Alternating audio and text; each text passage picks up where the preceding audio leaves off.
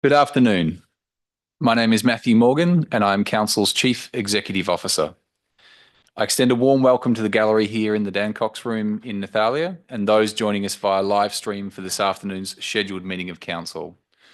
Consistent with Section 13.3 of the Governance Rules, Council officers have been authorised to record the public session of this meeting using appropriate recording devices.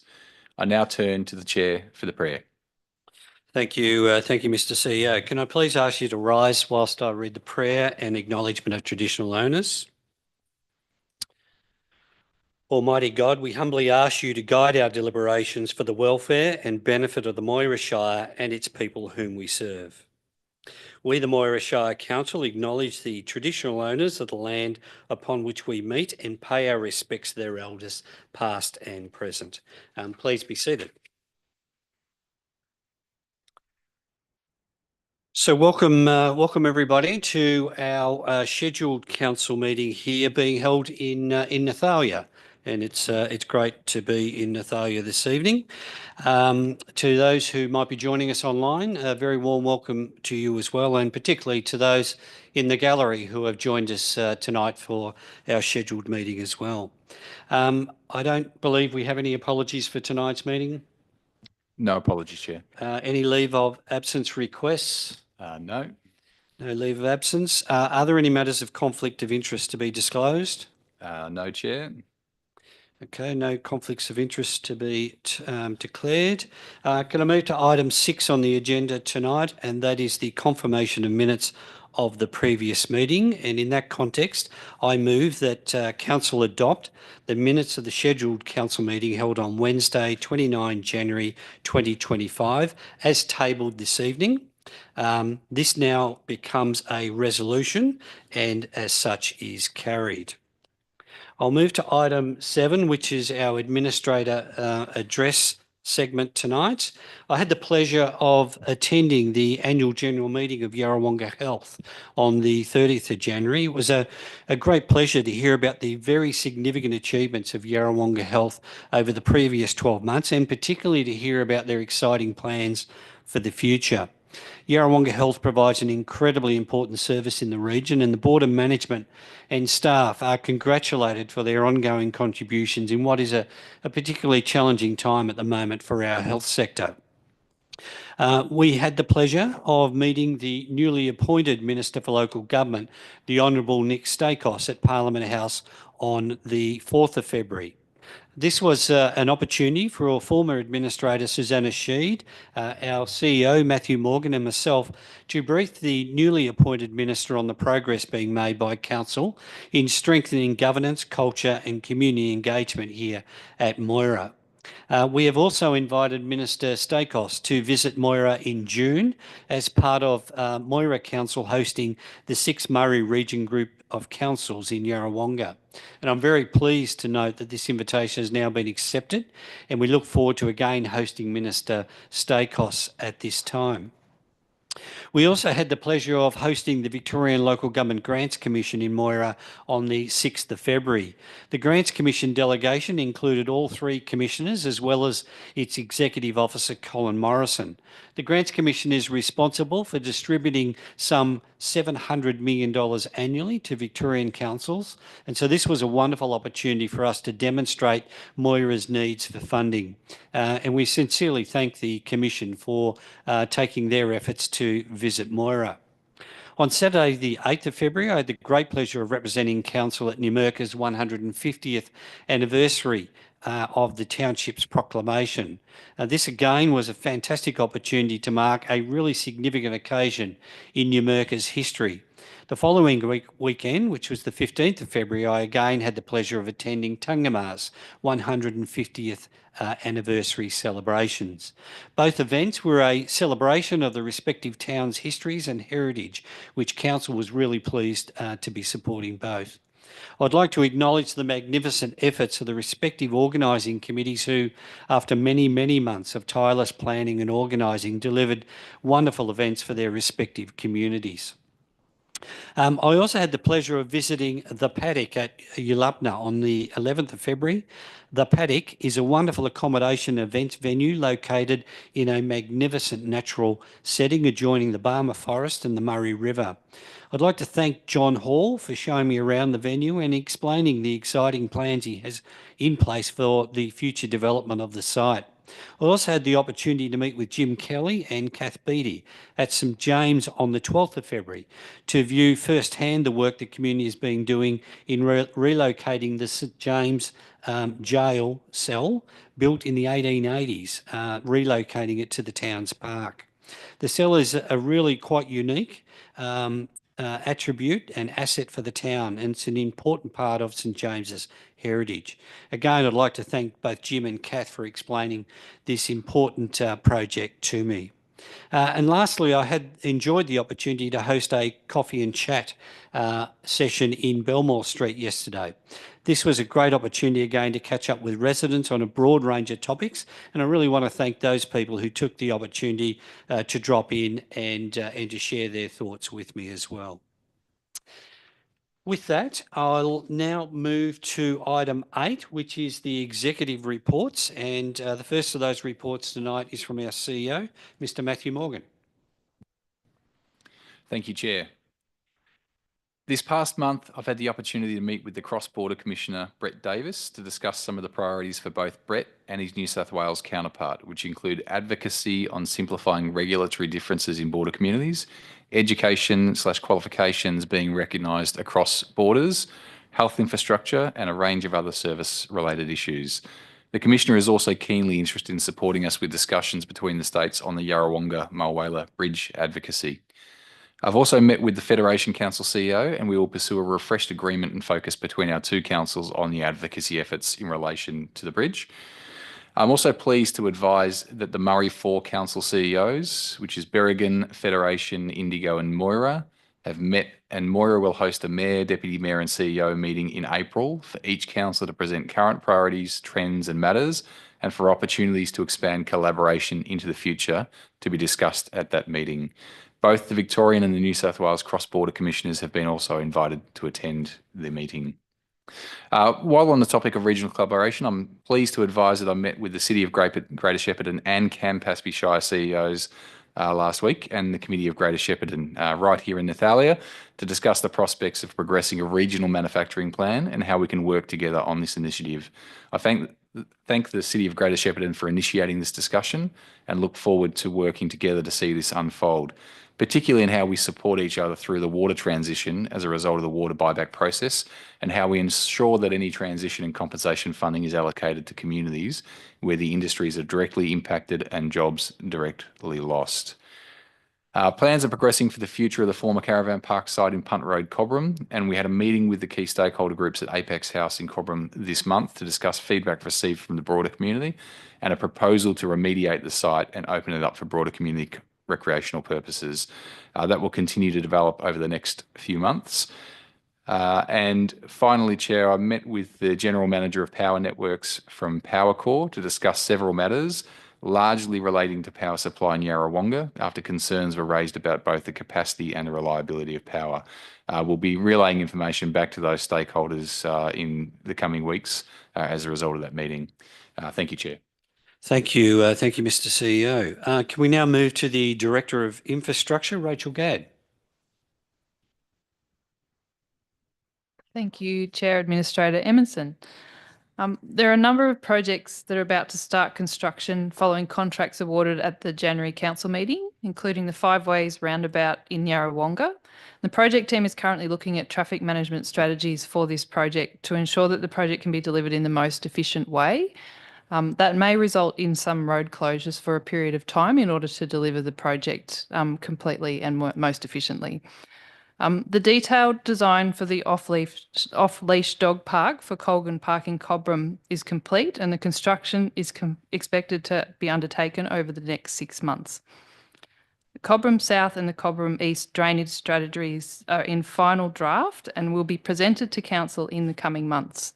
These are exciting projects which identify new and upgrade drainage projects to support flood mitigation and development of land in the southern areas of Cobram between the Murray Valley Highway and the Murray River.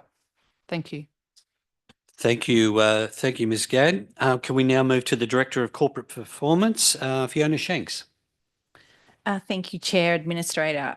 So this month, really want to talk around 3 items. Firstly, our community vision development, and really like to acknowledge the 19 community members who have worked tirelessly to develop the draft Moira vision for 2045. The level of engagement and energy has been fantastic, and it's been incredibly beneficial to have representation from both large and small communities across the region. The vision is now in the final production phase and will be presented at a special council meeting soon for consideration, and we hope for public consultation. And we really look forward to seeing an even greater community engagement to ensure that this vision truly represents our region. The finance team has at the tail end of a really long 3 months project to develop our draft council budget and refine the long-term financial plan for 2025, 26 and beyond. This extensive program involves multiple projects aimed at thoroughly examining and revising all our assumptions and our cost models. Our goal is to present a financially sound and well-articulated budget to the community for review, and the community can expect to see the draft budget presented at the April council meeting. And I guess lastly, we recently just issued the 3rd quarter instalments or our next rate notices to our community, and customers would have really noticed that they have been extensively redesigned to ensure that the information is clearer and easier to understand. Our November issue caused a significant amount of confusion, and we've taken all that feedback on board and worked very hard to make sure that the new and revised version is a much easier notice to read.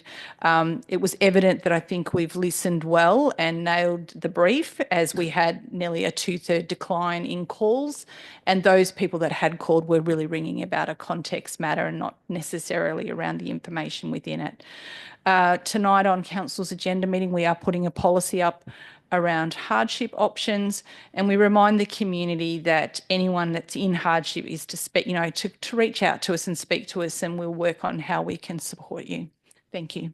Thank you, Ms. Shanks. That is really important. If people are experiencing difficulties in meeting their rate obligations with council, we would encourage them to definitely reach out early to talk to us about how we might be able to accommodate that. Thank you, Ms. Shanks. Can I now move to the Director of Sustainable Communities, Mr. Brian Sword? Thank you, Administrator Chair Emerson. I'd like to thank Jason McConkey, Manager of Regulatory and Emergency Services, for acting in my role for a 2-week period during February while I was on leave. I'd also like to acknowledge the community's efforts in adapting to the recent curbside changes. The Moira community continues to demonstrate that it is a leader in the field of waste management and resource recovery. I look forward to seeing even higher landfill diversion rates following the recent changes to curbside collection frequency. The team has responded to a number of inquiries and ready and available to respond to any future inquiries the community have. I'd like to finish also on an interesting one, but a good news story. Recently at one of our resource recovery centres, in the textiles bin, someone had, by error, one would assume, had thrown out almost $11,000 in $50 notes. Through our CCTV and work with VicPol and some great integrity shown by our staff, we were able to reunite those funds with the owner. So a really good story there. Thank you. Thank you, Mr. Sword. That is a good story indeed. Can we move to the Director of Community, Mr. Scott Williams? Thank you, Chair. As you've mentioned, we had the 2 150-year celebrations in Numurkah and Tungama in February. I won't touch on that too much, as you've already summed that up, but I did just want to thank the community groups who worked hard to make those weekends a success, and also the council officers who supported, because from all reports they were fantastic events.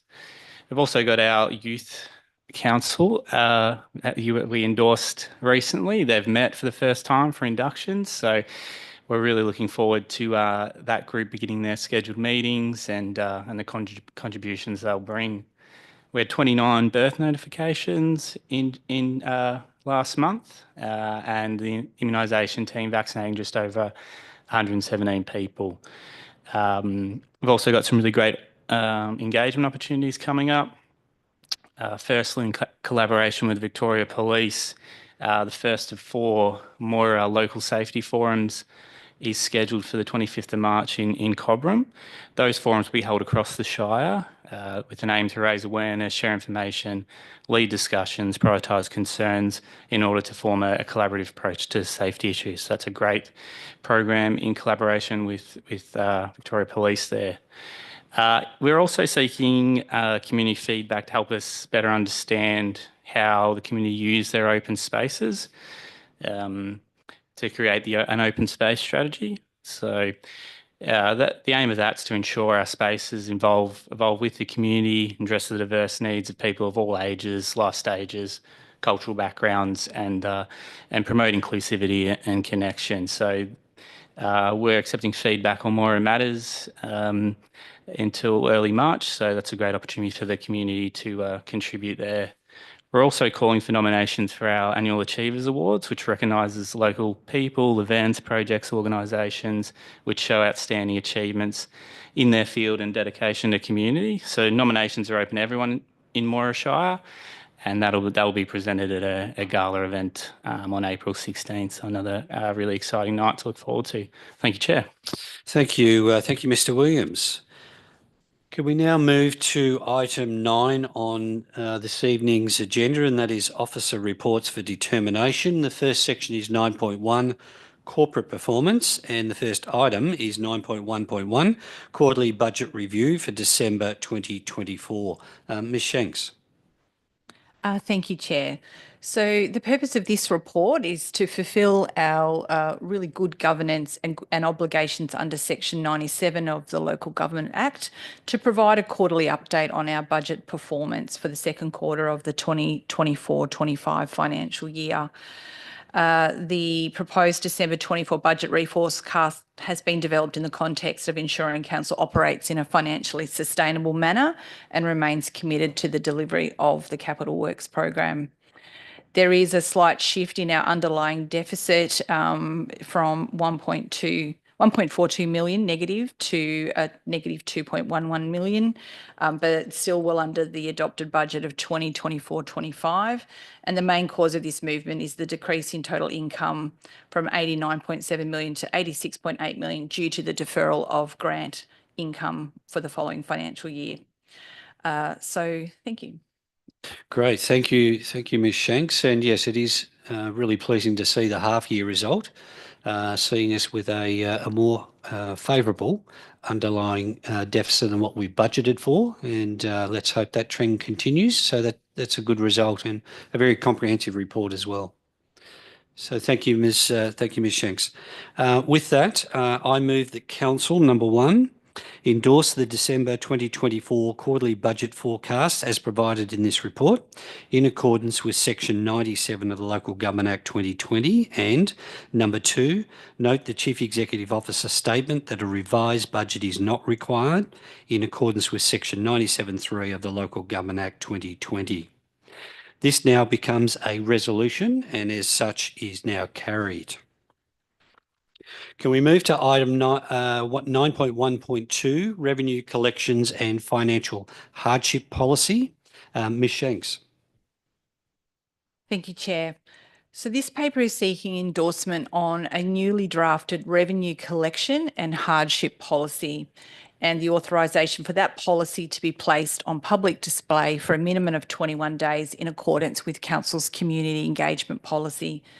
Council currently has an adopted CEO policy titled Rate Collection Policy and Procedure, as well as a council policy titled Financial Hardship.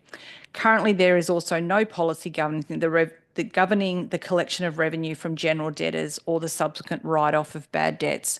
So what we've done is we've collated all of those policies as well as covered off the new area and brought it into the one policy out for consideration. So we think that will streamline things and make it much easier for everyone to understand.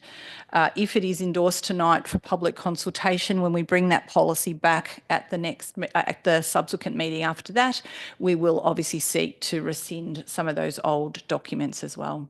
Thank you. Thank you, Ms Shanks. And again, this is really good work and very important governance approach by the council. Just to clarify, Ms Shanks, we're talking not only about payment of rates, but also payment of sundry debtors? Yes, that's correct. That's and the policy now introduces concepts and a very clear policy position for how we will deal with hardship. And would you like to explain the concepts around where errors are discovered and how we may deal with errors in both the current financial year, where it's in the favour of the council, but a retrospective payment arrangement where it's in the favour of the ratepayer or debtor? Yes. Oh, I'll just find the section for you. Sorry, that was a question without notice.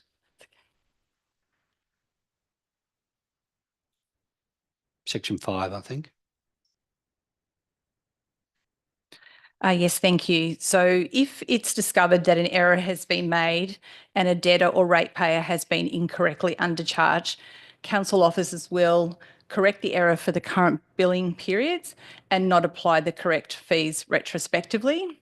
If it's discovered that the error has been made and a debtor or ratepayer has been incorrectly overcharged, council officers will correct the error for current and future billing periods, and where the error occurred in a prior year, will apply the correct fees retrospectively up to 4 financial years.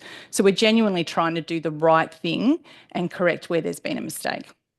Fantastic. Thanks, Ms Shanks. This does pull together a number of really important attributes here, but the overall objective is for council to be in a position to assist ratepayers and debtors if they're not in a position to be able to make payments within their scheduled times, and hardship plans and other arrangements are all available. And as you said in your introduction, we would certainly look forward to and encourage those who might be experiencing payment hardship to come forward and come forward early. This is a policy which we will put out for, it's proposed to put out for community feedback, and we would love to receive a good range of feedback in relation to what is a very comprehensive and important policy for our ratepayers and debtors. With that, I'll move that Council Number 1 endorse the draft revenue collection and financial hardship policy as presented in Attachment 1 tonight, and Number 2, authorise the draft policy to be placed on public display and open for feedback from the community for a minimum of 21 days in accordance with Council's community engagement policy.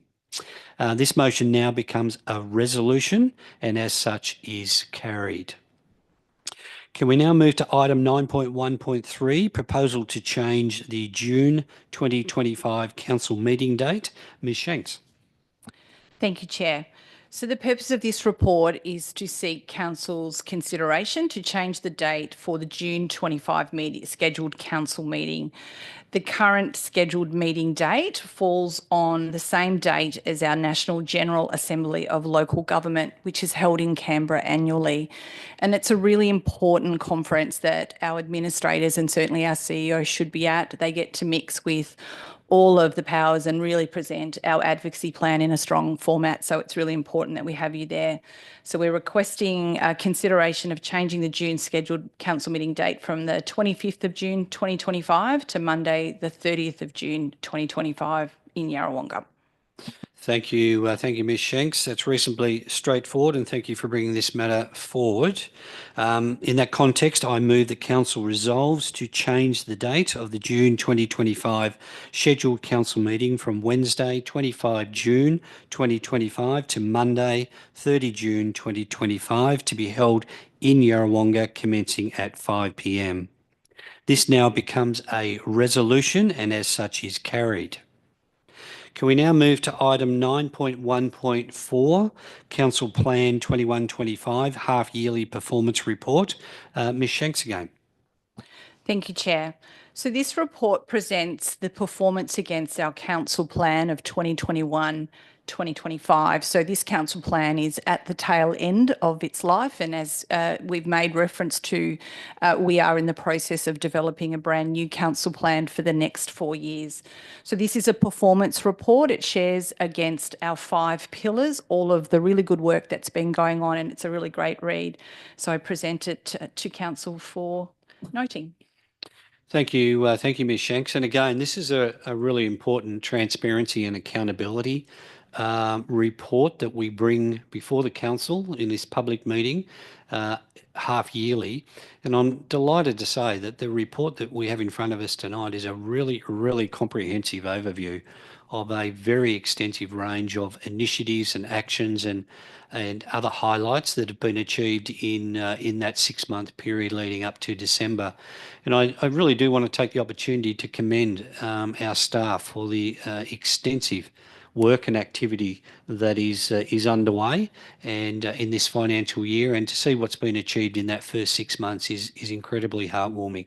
And thank you to your team, Ms Shanks, who have pulled together what is a really comprehensive document. And I'd encourage any members of the community who might be interested in some of the broader range of activities that council is undertaking day in, day out, take the opportunity to have a quick look through this plan. It's really informative.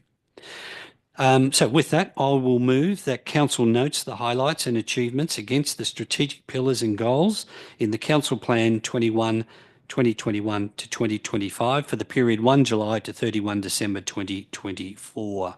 This now becomes a resolution and as such is carried.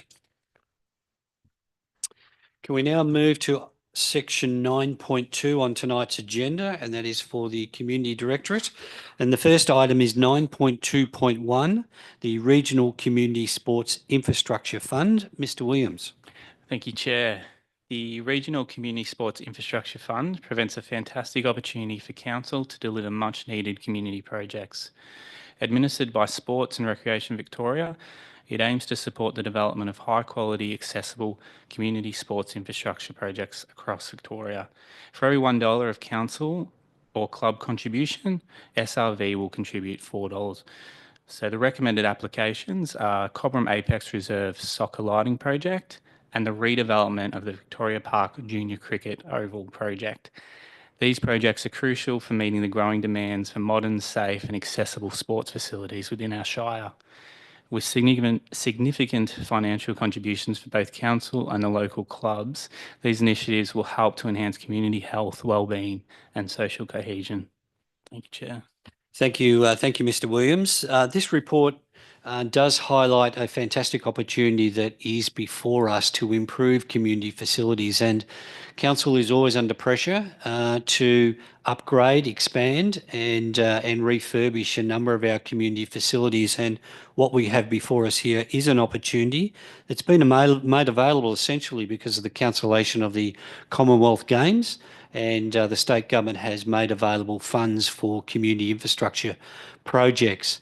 The long and the short of this is that we have 2 quite significant projects here that which will add up to just under $1 million for an outlay from council of just over $100,000, and that is a fantastic return on the investment. And these are the sorts of opportunities on behalf of the community that we do need to seize. And I'd like to thank and congratulate your team, Mr Williams, for working really closely with both the Cobram Soccer Club and the Yarrawonga Cricket Club in advancing these 2 projects to bring them forward to hopefully be supported through Sport and Recreation Victoria.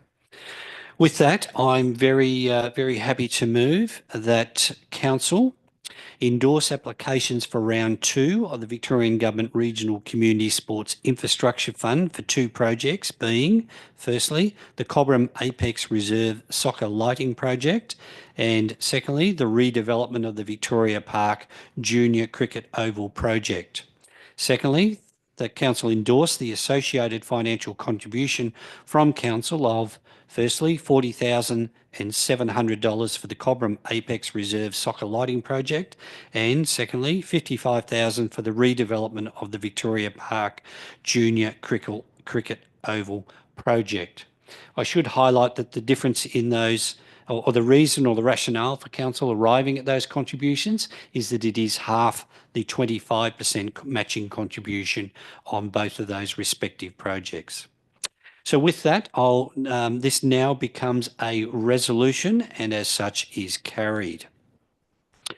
Can we move to section 9.3, the Infrastructure Directorate? 9.3.1 is the Draft Asset Management Policy. Ms. Gadd. Thank you, Chair Administrator Emerson. The purpose of this report is to present a draft of the updated asset management policy to replace Council's current policies relating to the management, valuation, revaluation and capitalisation of assets.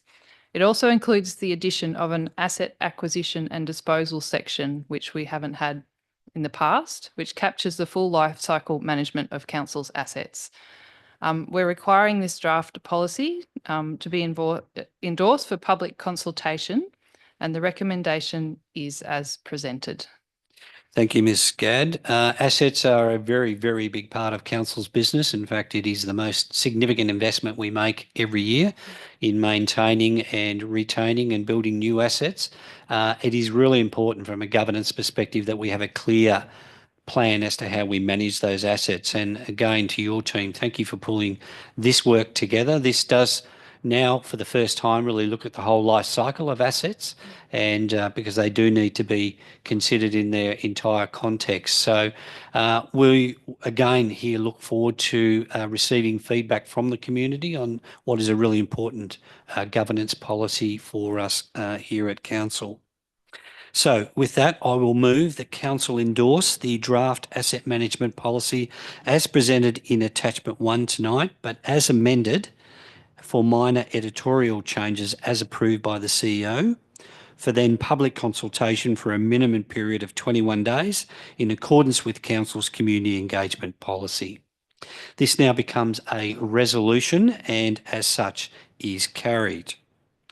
Item 9.3.2, design and construction of our 24-25 Black Spot program. Ms. Gadd.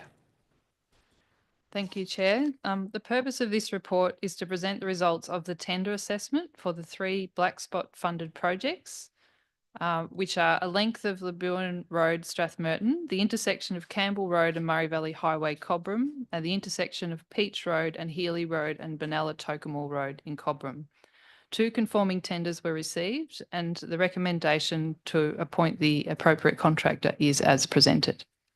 Thank you, Ms. Gadd, and I note that the recommended tenderer is the lowest priced across this package of 3 intersection works. Again, the Black Spot program is a really important funding program, external funding program that Council has the opportunity to tap into, and these will address 3 hotspot areas that will see an overall increase in road safety across our municipality. So really pleased to see these projects getting underway. And I do note that we have currently have been allocated more funding under the Black Spot program than what the delivery of these 3 individual projects will take up, and our staff will do everything within their power to see if we can have the balance of the funds that have been allocated to us allocated across other projects within Moira Shire, and we look forward to seeing the outcome of that so we can maximise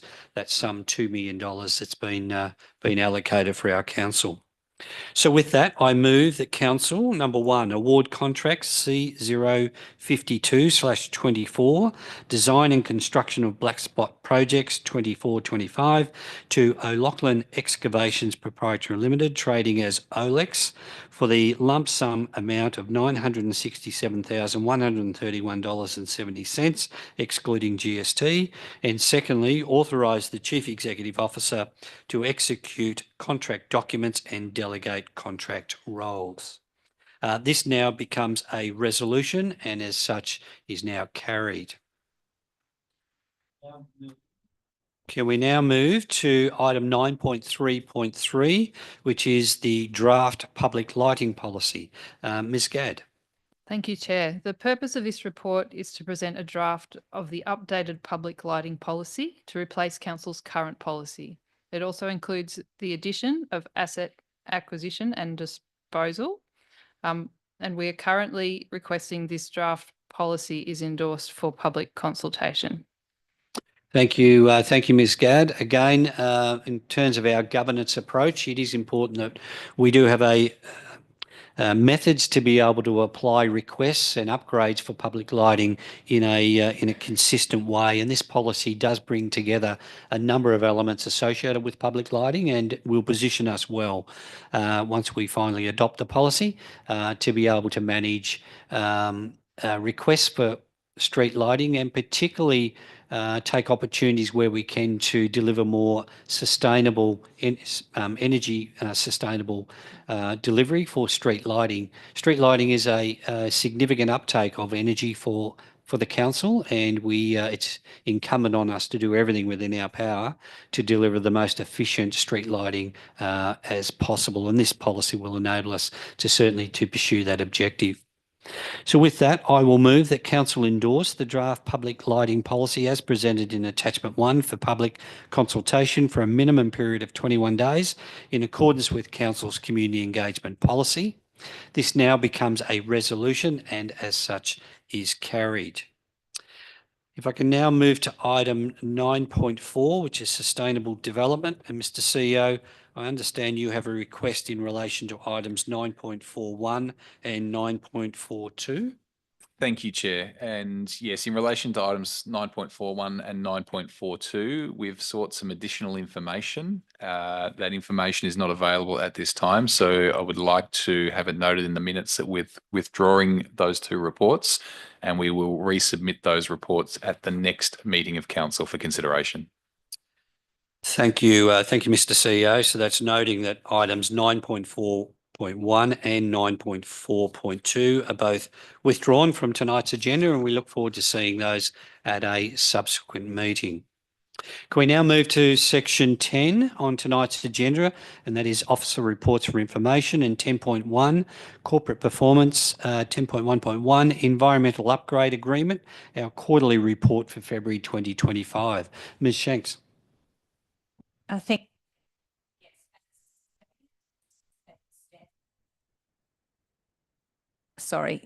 you. As stated, this is a routine report that we put in for information to advise Council of our current environmental upgrade agreements that are in place. And at present, we remain at 5.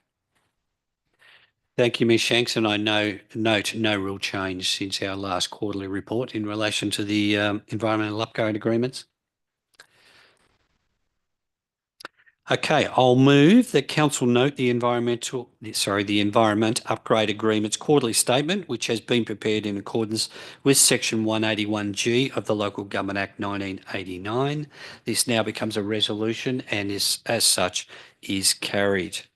Item 10.1.2, Local Government Performance Reporting Framework, half-yearly report. Ms Shanks. Thank you, Chair. So this report details Moira Shire Council's performance against the Local Government Performance Reporting Framework, or the LGPRF, as it's commonly referred to, and it's for the first 6 months of the 24-25 financial year. Council's performance reporting framework comprises of 58 indicators measuring financial and non-financial performance, and is based on the LGPRF and the governance and management checklist. The report has been prepared in accordance with Moira Shire's governance framework and fulfills Council statutory and policy obligation, but is also a really important read.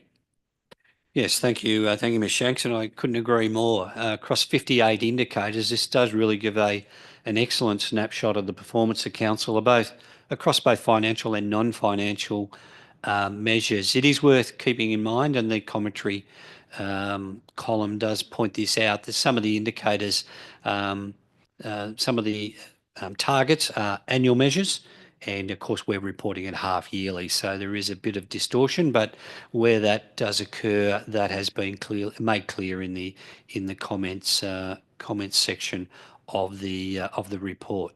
Again, thank you to all the staff involved in the delivery, but also assembling what is a really important transparency and accountability record for the public as well.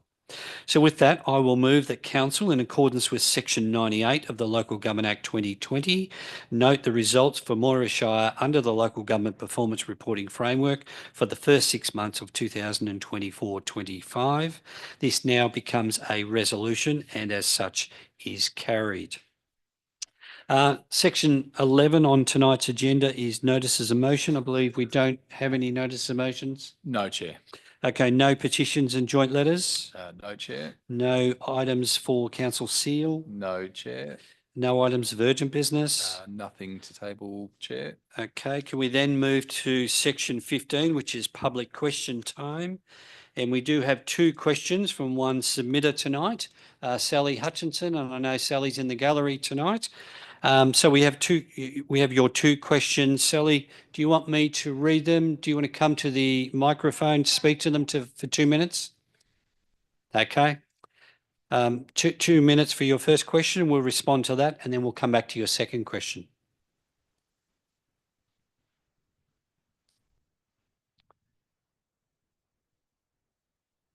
Hi. Right, my first question is, I've looked through the minutes to see where the previous council agreed to use Cleanway as our roadside pickup, but haven't been able to find anything. Can you please show me where that info is? You don't need to speak to that, self-explanatory. Well, no, it's just that I know that when the administrator started, John Tanner actually stayed up, and I can't remember if it was the first or second meeting that we had, that he said that the previous council had agreed to use Cleanway, and I can't find anything to do with that. And I've spoken to some councillors and they said they'd actually made no decision on that. And in the minutes it's got that they had tenders, but there was actually nothing to say that they'd agreed on using Cleanway. Okay, thanks, Sally. Mr. CEO. Thank you, Chair. Thank you, Sally. So council made the decision in relation to the tender for waste and curbside collection services at the scheduled meeting of council on the 26th of April 2023. So the agenda and the minutes for this meeting are located on the council website, and that's the 26th of April 2023. So it wasn't actually the previous council that made the decision, it was the administrators. The decision to appoint Cleanaway Yeah. was made on the 26th of April, well, which that was in the when period of the administrators administrators. Yes, it yeah. was. Yep. So because John had actually implied that the previous council had made that decision already. And so he said, we'll go ahead and use that. But that's what I'm saying. I couldn't find anything to say that the previous council had done that. And it's actually by making that decision to use Cleanway, it's put a local business out of business. Yeah, I think, and I wasn't here at the time, Sally, but the tender process was obviously commenced under the period of the elected it was under councillors. the previous council. But the decision of appointment happened at the 26th of April, which is during the period of the administrators. Yeah, I was just, because he'd said that the previous council had made the decision, that's where I couldn't find it in the minutes. Okay. Now, question 2. Question 2 is, do the council and residents know who dumped the asbestos in the 3 tips? Mr. CEO. Yeah, through the chair. And I'll caveat that we may take this on notice pending clarification. Can you clarify the context of the question? I'm assuming this is in relation to the Commission of Inquiry. To the what? The Commission of Inquiry report. Yeah, well, there was asbestos and the councils have had to pay to get it removed, haven't they? Yes, so there was asbestos in old landfill sites, which is the subject of the works that were detailed in the Commission of Inquiry report. Is the question around how did the asbestos get into the original old landfill sites? Who dumped it? Like, if there's people on the gates, then they must know who put the asbestos in there.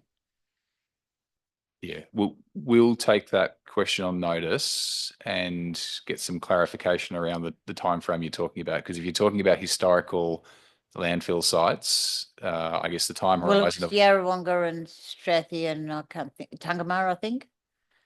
Correct. I understand, but I think we'll clarify the the extent of the sites and the questions, and then we can investigate and provide a proper response and include that in the next council meeting and the minutes for that as well. So if we Okay. can just clarify the extent of the scope of that question, then we can provide a more thoughtful response to that. Yep. Okay. All right, Thank you. thanks. Thank you, Thank you. Sally. Thank you for your questions tonight.